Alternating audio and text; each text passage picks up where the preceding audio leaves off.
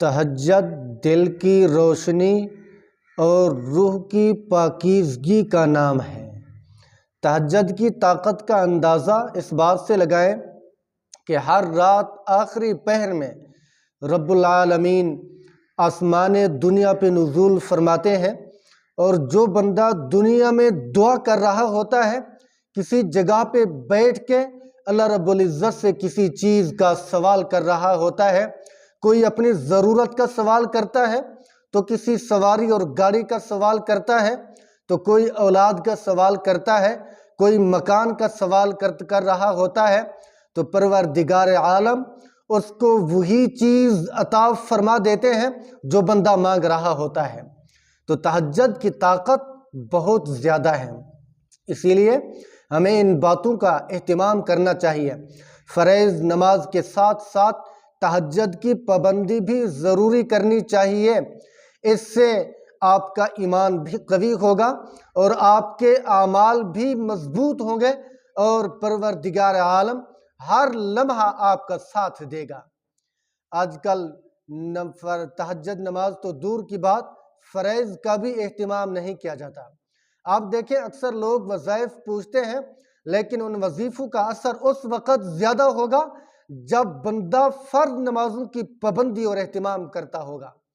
اگر بندہ فرائض کو پورا نہیں کرتا، دین کے بنیادی احکامات کو مکمل نہیں کرتا، تو اس کا کیا ہوا وظیفہ کبھی اثر نہیں کرتا، کبھی اس کی ضرورت کو پورا نہیں کرتا۔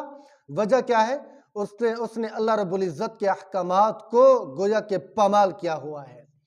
میرے دوستو، تہجد اللہ رب العزت کی لاڈلی عبادت ہے، اور اللہ رب العزت کی پیاری عبادت ہے، اور اللہ تعالیٰ لاڈلی عبادت اپنے لاڈلوں کو نصیب کیا کرتے ہیں۔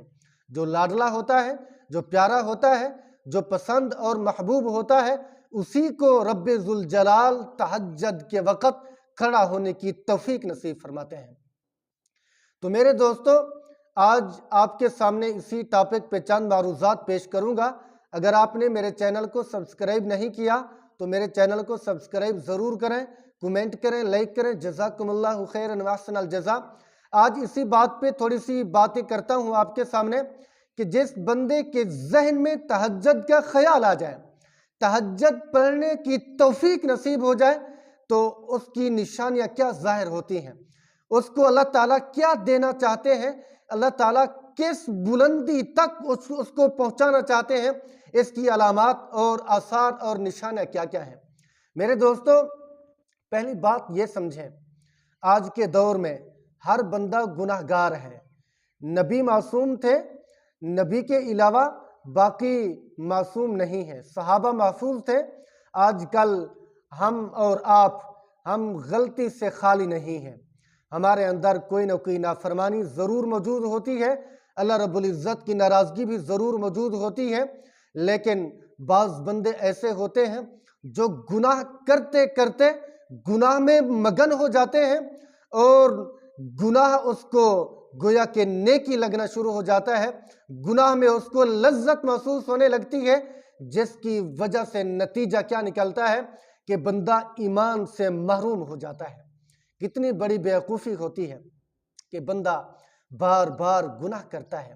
ایک بات یاد رکھیں، جس بندے کو اللہ رب العزت اپنے سامنے کھڑا ہونے کی توفیق دے دے، اس سے یہ نشانی ظاہر ہوتی ہے کہ اس بندے کے گناہوں کو رب ذوالجلال معاف کرنا چاہتے ہیں، اس بندے کو بلند مقام دینا چاہتے ہیں، اس بندے کو اپنا قرب نصیب فرمانا چاہتے ہیں، جس کو اپنے سامنے کھڑا ہونے کی توفیق دے دیتے ہیں۔ ایک بات۔ دوسری بات یہ ہوگی کہ جو بندہ تہجد کے وقت اللہ کے سامنے کھڑا ہو گیا، اس کا دل نرم ہو جاتا ہے۔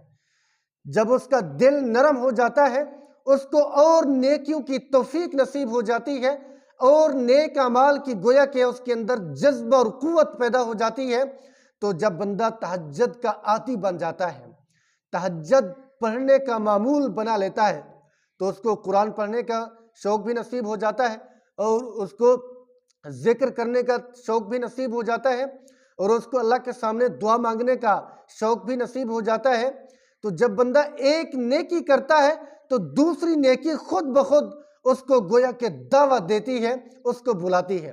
حدیث پاک میں آتا ہے جب کوئی بندہ ایک گناہ کرتا ہے تو ایک قدم اللہ سے دور ہو جاتا ہے، پھر جب دوسرا گناہ کرتا ہے پھر دوسرا قدم اللہ سے دور ہو جاتا ہے۔ ایسے گناہ کرتے کرتے وہ بندہ اللہ سے بالکل دور ہو جاتا ہے، پھر گناہوں میں مگن ہو جاتا ہے، پھر اللہ رب العزت کے قریب آنا، اللہ کی یاد کرنا اس کو کبھی نصیب نہیں ہوتا جب تک کہ گناہ سے توبہ نہ کرے، جب تک گناہ کو مکمل طور پر ترک نہ کرے۔ تو میرے دوستو، اور ایک سیاہ داغ بھی دل پر نقش ہو جاتا ہے جو بندہ ایک گناہ کرتا ہے، پھر جب دوسرا گناہ کرتا ہے تو دل کے اوپر دوسرا نقطہ لگ جاتا ہے، سیاہ داغ لگ جاتا ہے، پھر ایسے جب گناہ کرتا جاتا ہے، گناہوں میں مست ہوتا جاتا ہے، تو ایک وقت آتا ہے اس کا دل مکمل کالا ہو جاتا ہے، مکمل داغدار ہو جاتا ہے، پھر اس دل کے اوپر کوئی نیکی اثر نہیں کرتی۔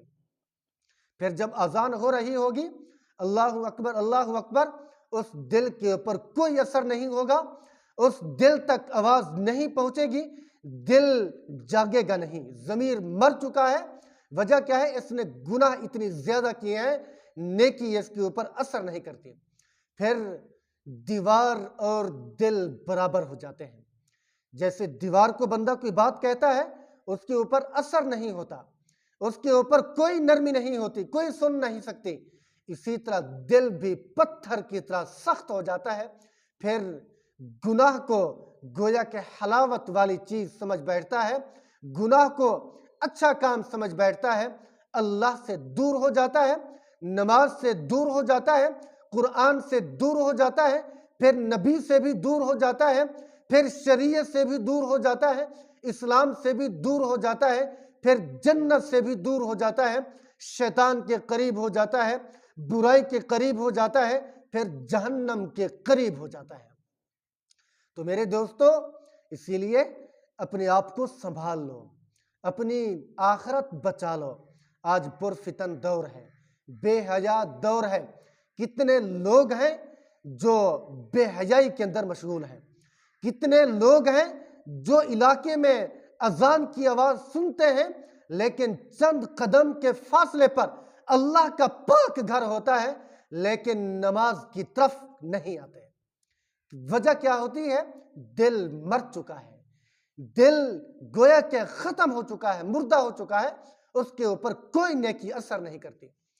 تو میں عرض کر رہا تھا، جس بندے کو تہجد کی نماز نصیب ہو جائے، ایک تو اللہ سے اپنا قرب دینا چاہتے ہیں، دوسرا اس کے گناہوں کو معاف کرنا چاہتے ہیں، تیسرا نیکیوں کی طرف اس کو راغب کرنا چاہتے ہیں اور نیکیوں کی طرف اس کو بڑھانا چاہتے ہیں، تو یہ چیزیں گویا کہ یہ نشانیاں اس بندے کو نصیب ہو جاتی ہیں اور یہ نعمتیں اس بندے کو مل جاتی ہیں جو بندہ تہجد گزار ہو، تہجد کا پابند ہو اور اللہ رب العزت کے سامنے راز و نیاز کرنے والا ہو۔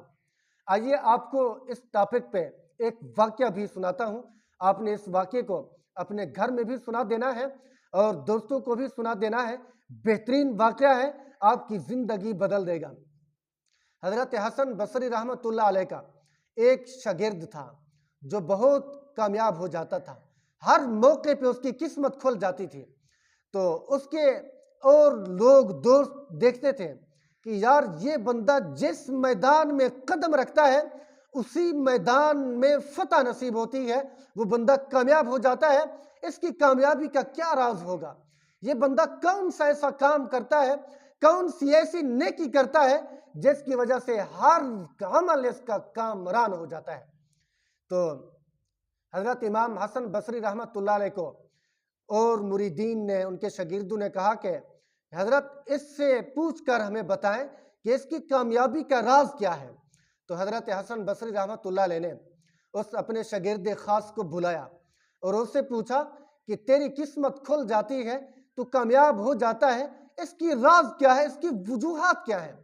تو اس نے کہا، استاد محترم، دراصل ماجرا یہ ہے، دراصل پس منظر بیک گراؤنڈ اور اصل کہانی یہ ہے کہ جب رات کے سناٹے میں تمام لوگ سو جاتے ہیں، کوئی بندہ بھی نہیں جاگ رہا ہوتا، اپنے تمام کام بند کر کے اپنے اوپر چادریں تان کے سو جاتے ہیں، تو اس رات کے سناٹے میں میں اللہ رب العزت کے سامنے راز و نیاز کرتا ہوں، تہجد پڑھتا ہوں، اللہ سے معافی مانگتا ہوں، تو یقیناً یہ رات کا اٹھ کر اللہ سے دعا مانگنا، منت سماجت کرنا میری ہر قسمت کے کھلنے کا راز ہے، میری ہر کامیابی کے پیچھے گویا کہ یہ چابی ہے۔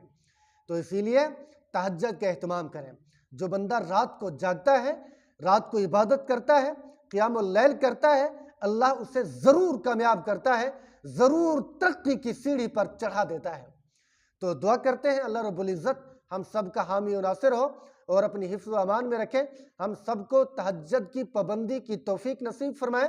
تو آخر کے اندر پھر گزارش کروں گا کہ آپ کی سپورٹ کی مجھے بہت ضرورت ہے۔ آپ اگر میرے چینل پر نئے ہو تو میرے چینل کو سبسکرائب ضرور کریں، کمنٹ کریں، لائک کریں۔ جزاکم اللہ خیرا و احسن الجزاء۔ السلام علیکم ورحمۃ اللہ وبرکاتہ۔